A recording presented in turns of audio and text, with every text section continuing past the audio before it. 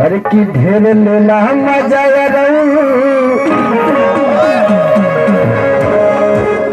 अब भत्तर के सुनायब बारी बा।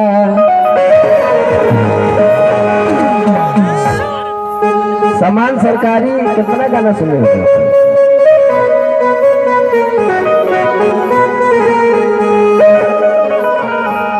थोड़ा बड़ा हाथ में भैया इसके लिए काटना बढ़ाइए।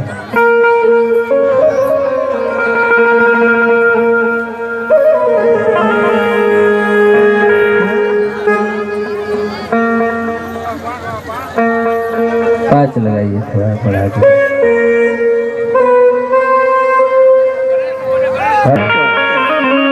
गूगल बा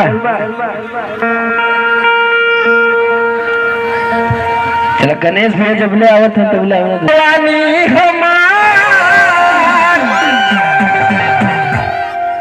हमारे ले उछाल भौजी एक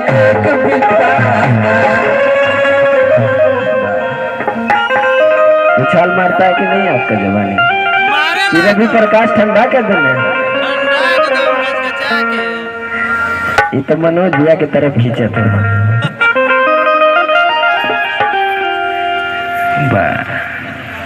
नीचे कला आके नई हर में दे दोबारा समान सरकारी ना प्राइवेट नहीं है सरकारी सामान ना।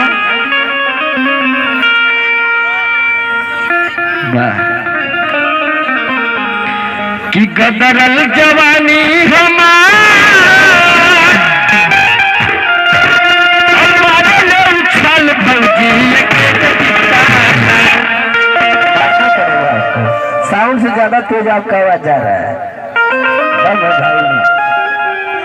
कि भौजी एक